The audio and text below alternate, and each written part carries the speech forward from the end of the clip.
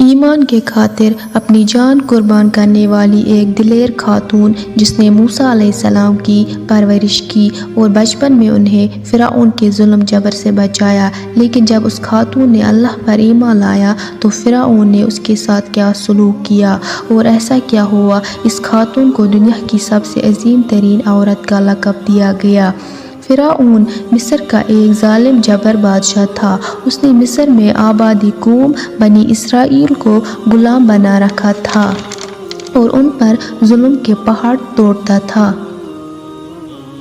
فرعون نہایتی مغرور بادشاہ تھا اور خود کو لوگوں کا خدا اور رازق کہلواتا تھا، لیکن کسی میں بھی اتنی جرأت نہ تھی کہ فرعون کی مخالفت کر سکے، لہٰذا اللہ نے فرعون کا خاتمہ کا ارادہ کیا۔ تو بنی اسرائیل میں حضرت موسیٰ علیہ السلام کی پیدائش ہوئی۔ جب موسیٰ علیہ السلام کی پیدائش ہوئی تو ان دنوں فرعون نے اپنے سپاہیوں کو یہ حکم دے رکھا تھا کہ بنی اسرائیل میں جو بھی لڑکا پیدا ہو اس کا قتل کر دیا جائے۔ لہٰذا اس مصیبت و آفت کے دور میں مجبوراً موسیٰ علیہ السلام کی والدہ نے آپ کو ایک صندوق میں رکھ کر صندوق کو مضبوطی سے باندھ کر دیا اور اس کو دریائے نیل میں ڈال دیا۔ دریا سے نکل کر ایک نہر فرعون کے محل کے نیچے بہتی تھی۔ اللہ کی قدرت یہ ہوئی کہ یہ صندوق دریائے نیل سے بہتے ہوئے اس نہر میں چلا گیا۔ اس وقت نہر کے کنارے فرعون کی بیوی آسیہ بنت مزاحم اس نہر کا نظارہ کر رہی تھی۔ آسیہ ایک خوبصورت اور نیک دل خاتون تھی اور وہ کسی بیماری سے شدید تکلیف میں تھی۔ فرعون نے اس کا بہت کچھ علاج کرایا تھا مگر وہ ناکام رہا۔ کہتے ہیں حکیموں نے اسے بتایا تھا کہ اے فرعون، ہم پیشن گوئی کرتے ہیں کہ اس دریا میں سے ایک آدمی تیرے محل میں داخل ہوگا، اگر اس کے منہ کی رال اس بیمار خاتون کے جسم پر ملی جائے گی تو اسے شفا ہوگا۔ چنانچہ جب نہر میں بہتے اس صندوق پر آسیہ کی نظر پڑی تو اس نے ملازم کو اسے نکالنے کا حکم دیا۔ جب اس صندوق کو پانی سے نکالا گیا اور اسے کھولا گیا اور ملکہ نے اس بچے کو دیکھا تو اسے یوں محسوس ہوا کہ ایک بجلی سی چمکی ہے جس نے اس کے دل کو منور کر دیا ہے۔ آسیہ کے دل میں اس بچے کے محبت نے گھر بنا لی۔ اس بچے کے لعب دہن جیسے ہی اس کے ہاتھوں پر پڑی تو اسے شفا ہو گئی۔ فرعون کی بیوی آسیہ بے اولاد تھی، لہٰذا اس پاک دل خاتون کی ممتا جاگ اٹھی اور اس نے موسیٰ علیہ السلام کو گود لیا۔ اسی طرح اللہ کی قدرت سے موسیٰ علیہ السلام کی پرورش اسی فرعون کے محل میں ہوئی جس نے آپ علیہ السلام کے ہاتھوں سے ہلاک ہونا تھا۔ دراصل لفظ فرعون اس دور میں مصر کے بادشاہ کا لقب ہوا کرتے تھے۔ موسیٰ علیہ السلام کے قصے کے سلسلے میں دو فرعون کا ذکر آتا ہے، ایک وہ جس کے زمانے میں آپ پیدا ہوئے اور جس کے گھر میں آپ نے پرورش پائی، اور دوسرا وہ جس کے پاس آپ نے ایمان کی دعوت اور بنی اسرائیل کی آزادی کا مطالبہ لے کے گئی اور جو سمندر میں غرق ہو گیا۔ لہٰذا بیوی آسیہ کے خاوند جس نے موسیٰ علیہ السلام کو اپنے محل میں رکھا، اسی فرعون کا نام رمیسس ثانی بتایا جاتا ہے۔ دراصل بیوی آسیہ ریان بن والد کی پوتی تھی۔ ریان بن والد وہی بادشاہ تھے جو یوسف علیہ السلام کے دور میں عزیز مصر تھے اور اس نے حضرت یوسف علیہ السلام پر ایمان بھی لایا تھا۔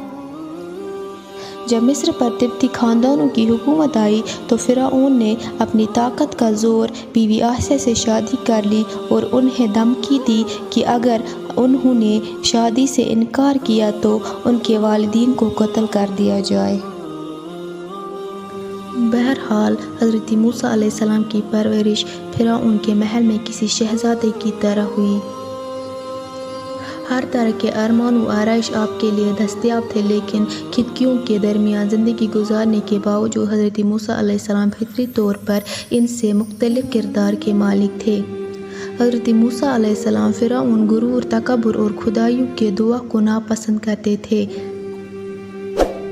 جو فرعون اور اس کے درباریوں کو ناگوار گزرتی تھی۔ بہت جلد وہ وقت بھی آ گیا جب اللہ نے حضرت موسیٰ علیہ السلام کو نبوت عطا کی، یہاں تک کہ فرعون کو ایک دن آپ کے ایمان لانے کی خبر ہو گئی۔ اس نے ایک روز اپنے درباریوں سے کہا، کیا تم لوگوں کو میری بیوی کی کچھ خبر ہے؟ تم لوگ اس سے متعلق کیا جانتے ہو؟ سب نے بیوی آسیہ کی بڑی تعریف کی اور ان کی بھلائیاں بیان کی۔ فرعون نے کہا، کیا تم لوگوں کو نہیں معلوم وہ میرے سوا دوسرے خدا کو مانتی ہے؟ لہٰذا فرعون نے حضرت آسیہ کو دربار میں بلایا اور اس سے دریافت کیا، کہا، تو کسے اپنا محبوب مانتی ہے؟ حضرت آسیہ نے دلیری اور جذبِ ایمان سے جواب دیا، کہا، میں موسیٰ کے رب پر ایمان رکھتی ہوں جو میرا، تیرا اور ہم سب کا خدا ہے۔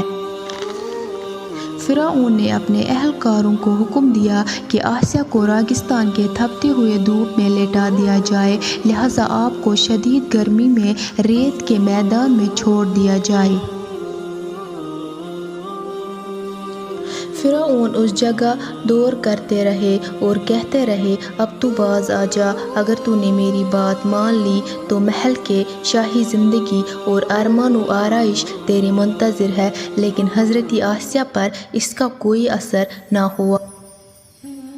اس نے اپنے سپاہیوں کو حکم دیا کہ بڑے سے بڑے چٹان کہیں سے اٹھا لاؤ اور آسیہ کو لٹاؤ اور وہ چٹان اس پر گرا دو۔ لہٰذا جب یہ لوگ پتھر لائے اور حضرت آسیہ کو لٹایا گیا تو آپ نے آسمان کی طرح نگاہ اٹھائی تو پروردگار نے حجاب ہٹا دیا اور جنت کو اور وہاں جو ان کے لیے محل بنایا گیا تھا اس نے انہیں اپنی آنکھوں سے دیکھ لیا۔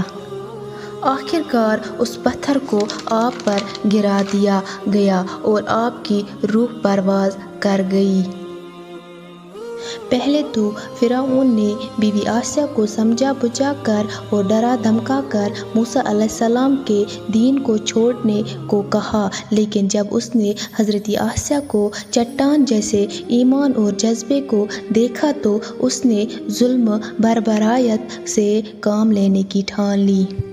حالانکہ انہیں معلوم تھا کہ ایمان لانے کی وجہ سے ان کے تمام خوشیاں اور مقام چھن سکتی ہے، یہاں تک کہ ان کی جان بھی جا سکتی ہے، لیکن اپنے حق کو قبول کیا اور اپنے گزشتہ اعمال پر توبہ کر لیا۔ بلا شبہ توبہ کرنا اور ایمان پر مضبوطی سے قائم رہنا کوئی آسان عمل نہیں، لیکن جو شخص بھی اس دنیا کی مشکلات سے گزر کر اللہ کی اطاعت کرے گا اور انسانوں کے بجائے اللہ سے ڈرے گا تو آخرت میں اس کے لیے بہترین لا فانی زندگی ہے۔